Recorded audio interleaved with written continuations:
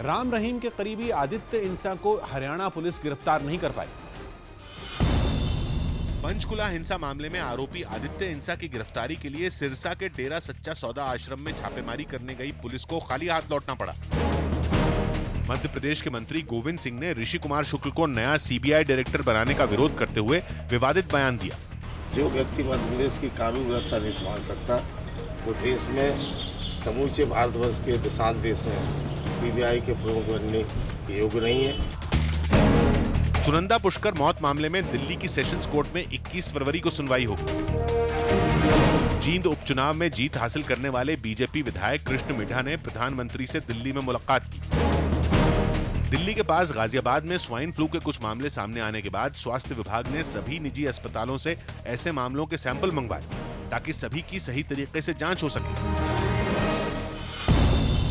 MNS नेता राज ठाकरे ने लोकपाल की मांग के लिए अनशन पर बैठे अन्ना हजारे से रालेगण सिद्धि में मुलाकात की। मुंबई में एक रेलवे स्टेशन पर पटरी पार करने के दौरान एक लोकल ट्रेन की चपेट में आने से 3 लोगों की मौत हो गई। राजस्थान के चुरू में एक लड़की के घर वालों पर झूठी शान की खातिर एक लड़के की पीट कर हत्या करने का आरोप लगा।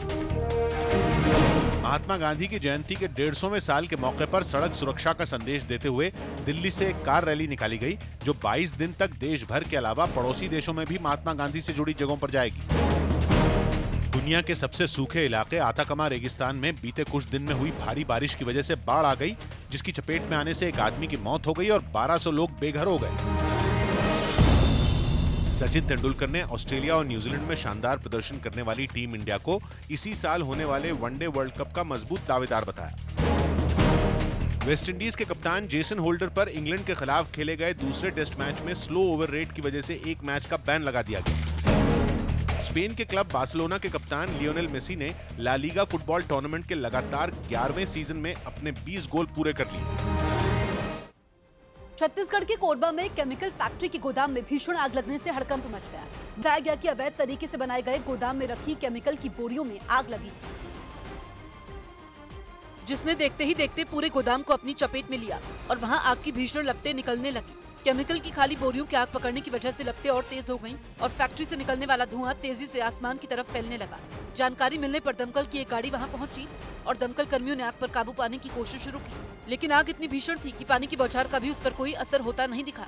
दमकल कर्मी काफी देर तक आग बुझाने के लिए मशक्कत करते रहे, लेकिन आग लगातार बढ़ती गई, जिसके बाद दमकल की दूसरी गाड़ियों को भी मौके पर भेजा गया। तब जाकर आग पर काबू पाया गया। हालांकि जिस गोदाम में आग लगी थी उसे अवैध तरीके से बनाए जाने का दावा किया गया।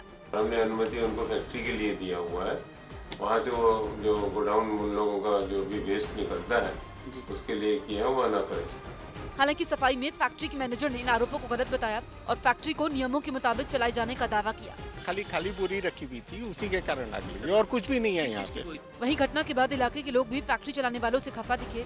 लोगों ने आरोप लगाया कि फैक्ट्री में जमा कबाड़ को निपटाने के लिए वहाँ आग लगा दी जाती है, जिससे पर्यावरण को भी नुकसान पहुँचता है। बिहार के कई शहरों में आरएलएसपी यानी राष्ट्रीय लोक समता पार्टी ने बिहार बंद के दौरान नीतीश सरकार के खिलाफ जमकर हंगामा किया।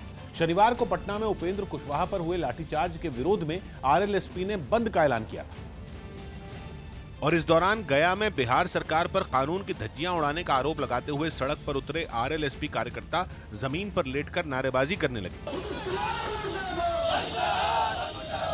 बंद के दौरान सड़कों पर निकली गाड़ियों को हटाने के लिए हाथों में झंडा लिए आरएलएसपी कार्यकर्ता जोर आजमाइश करते भी नजर आए।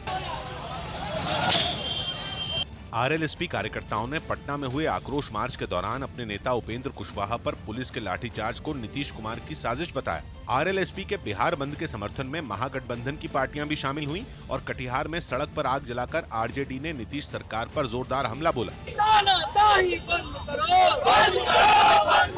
प्रदर्शन में शामिल कार्यकर्ताओं ने बिहार में नीतीश कुमार पर तानाशाही का आरोप लगाया और पटना में उपेंद्र कुशवाहा पर हुए लाठीचार्ज को उन्हें जान से मारने की साजिश करार दी। इस पूरे मुद्दे पर महागठबंधन में शामिल पार्टियों ने बिहार सरकार पर सत्ता का गलत इस्तेमाल कर दबाव की राजनीति का आरोप लगाया और बिहार बंद के समर्थन में नालंदा की सड़कों पर आग लगाकर जाम लगा दिया। उपेंद्र कुशवाहा पर जानलेवा हमला बंद करो। जबकि कटिहार में बिहार बंद के समर्थन में हंगामा कर रहे आरएलएसपी कार्यकर्ताओं की पुलिस के साथ जमकर झड़प हो गई।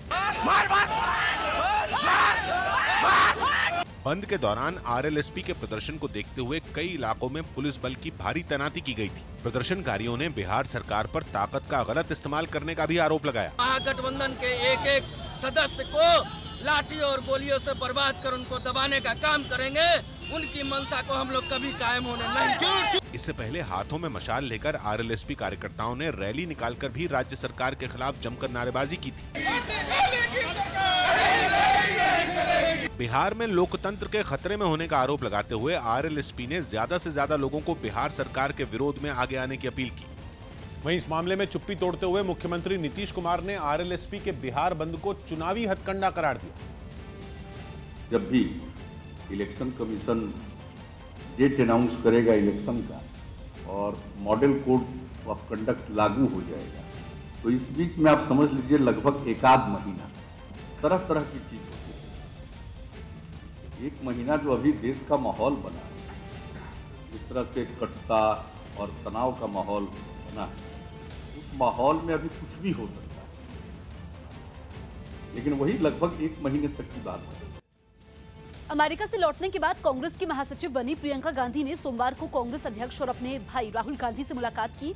बताया जा रहा है कि इस बीच यूपी की चुनावी रणनीति को लेकर दोनों में चर्चा हुई। इस बैठक में राज बब्बर और ज्योतिरादित्य सिंधिया भी मौजूद थे। अब कांग्रेस अध्यक्ष ने 7 फरवरी को सभी महासचिवों और राज्यों के प्रभारियों की बैठक बुलाई है। इस बैठक में 2019 के चुनावों की तैयारियों पर चर्चा होगी। इस बैठक में प्रियंका गांधी भी शामिल होंगी।